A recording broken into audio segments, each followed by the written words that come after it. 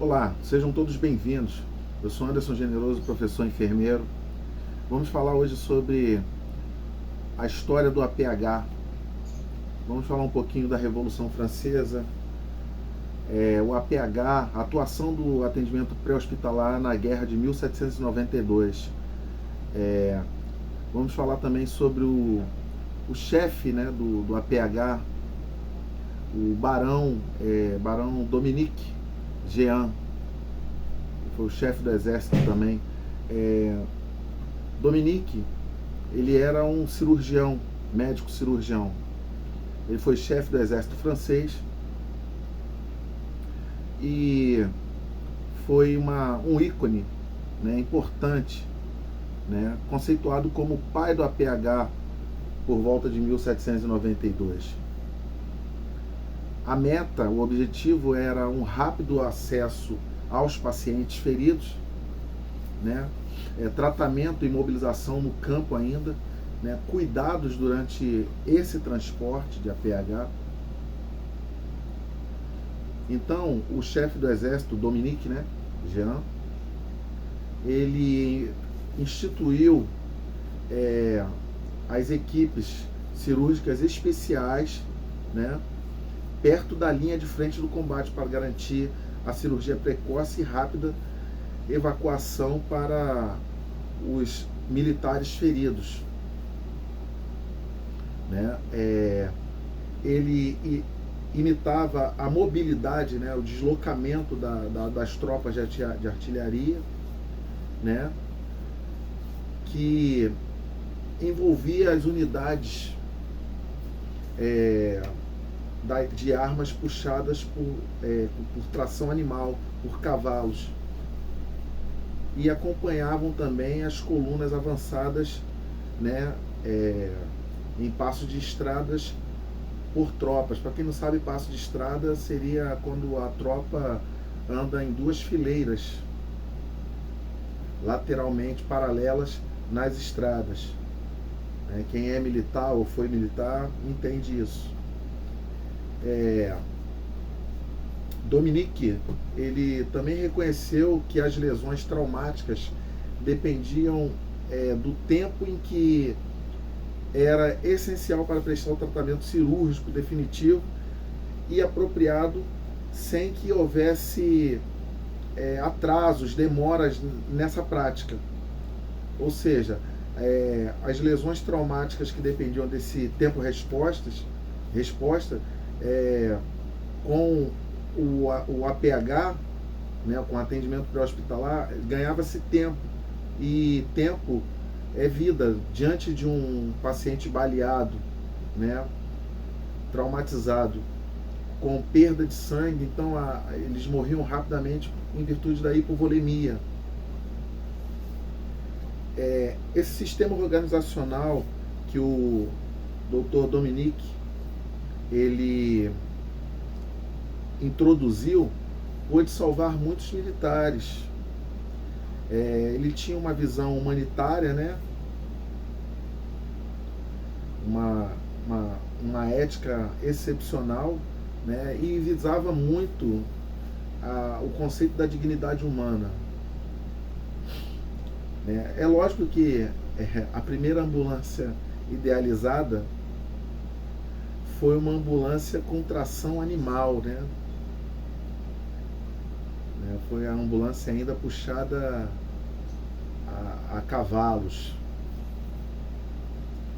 E tem os modelos das ambulâncias, aquelas ambulâncias bem antigas ainda, que foram usadas na Primeira Guerra Mundial.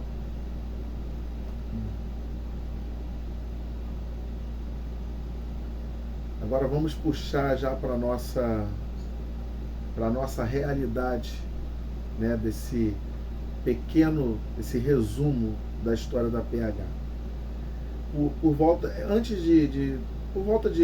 Nos anos 90, né, quando foi criado o Serviço de Atendimento Móvel de Urgência, o SAMU, né, na capital paulista, desde o atendimento pré-hospitalar já na capital paulista foi criado na década de 70. o SAMU, a história do SAMU aqui no Rio de Janeiro, por exemplo, ele começou nos anos 2000, né, por volta ali de 2005, 2006, e na época era chamado de emergência em casa aqui no Rio de Janeiro. Aí depois virou serviço de atendimento móvel de urgência.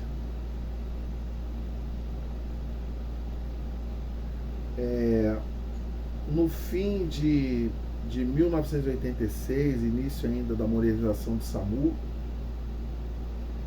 um programa de cooperação técnica entre as cidades de Toronto, Canadá e São Paulo criou um novo sistema de treinamento de instrutores e levou à aquisição de equipamentos de radiocomunicação nas ambulâncias. Inclusive hoje, gente, ainda o SAMU empresas privadas também, eles usam uma linguagem da aeronáutica para se comunicar via rádio. É a linguagem do que em outra videoaula vocês vão ter a oportunidade de acompanhar conosco. Depois desse avanço, né, na década de 90, em 2003 o SAMU finalmente foi implantado nos moldes que segue até, digamos, os tempos de hoje, sobre a responsabilidade das secretarias municipais de saúde. Ou seja, o Serviço de Atendimento Móvel de Urgência, a origem dele, né, ele é do governo federal, porém as ambulâncias pertencem ao governo federal e ele é administrado pelas prefeituras. No estado do Rio de Janeiro, na data de hoje, é administrado pelo governo do estado. Vou falar também sobre a Política Nacional de Atenção às Urgências, né? Esse procedimento, essa política nacional, ela tem base na portaria, a portaria GM 2048, de 5 de novembro de 2002,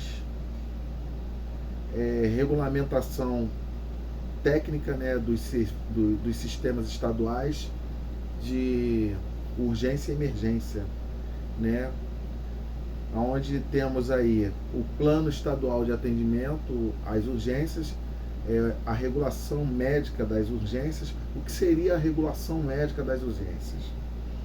Existe um profissional médico que ele tem por finalidade regular, fazer uma triagem desse atendimento, uma vez que o serviço de ambulância ele precisa ser direcionado.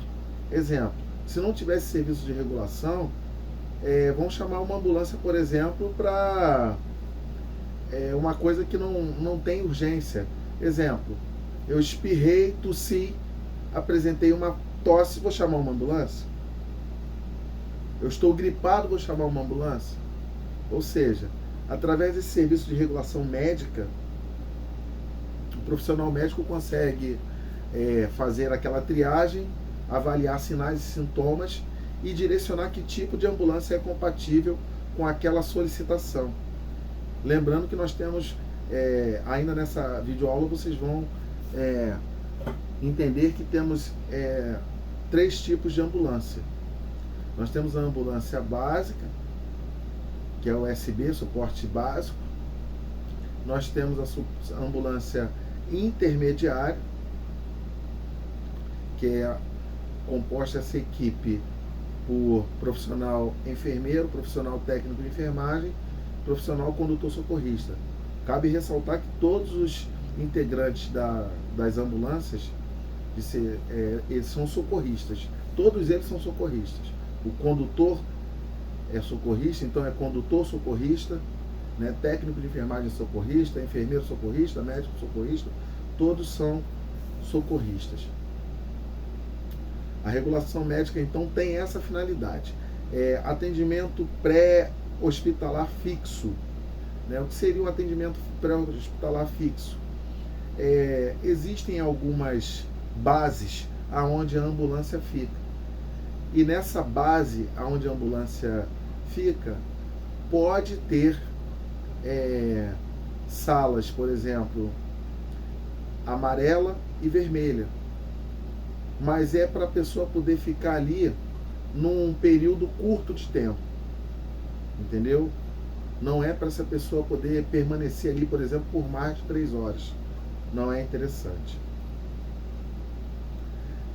Atendimento pré-hospitalar, transferências interhospitalares e núcleo de educação em urgência. Vamos lá. Qual o conceito de TIT? TIT seria o transporte interhospitalar terrestre, aonde você transporta um paciente de uma unidade hospitalar para outra. E de acordo com cada tipo de transporte, é um tipo de ambulância. Às vezes é um paciente que está sem comprometimento, sem muitas comorbidades.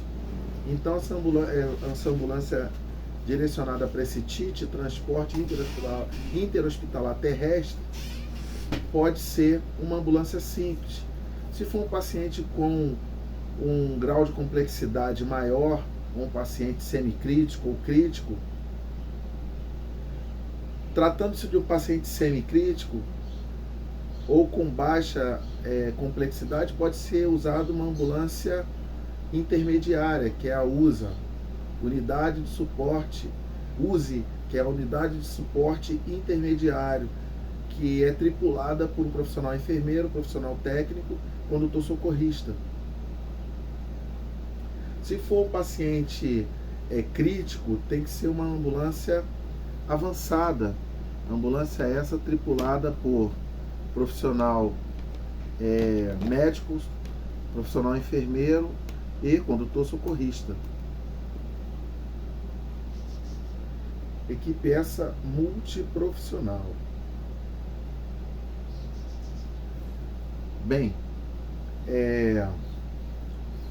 no Brasil, né, a gente pode contar aí com um serviço de atendimento móvel de urgência, e é interessante que saibamos como utilizar esse serviço. Tratando-se de acidentes ou solicitações em residência, é o 192. Agora, em via pública, é o 193, Corpo de Bombeiros Militar. Via de regra, toda regra tem exceção. Isso quer dizer que o SAMU não atende em via pública? Sim, o SAMU atende em via pública, tá? Mas o ideal é que cada um atenda dentro da sua área de ação para poder viabilizar e padronizar o serviço. Agora, é lógico que o SAMU corre para socorro em apoio ao Corpo de Bombeiros, corre para socorro em via pública, é normal, pode acontecer sim, e aqui, principalmente aqui no estado do Rio de Janeiro, ocorre muito. Bem, essa aula termina por aqui, muito obrigado a todos pela atenção, um forte abraço.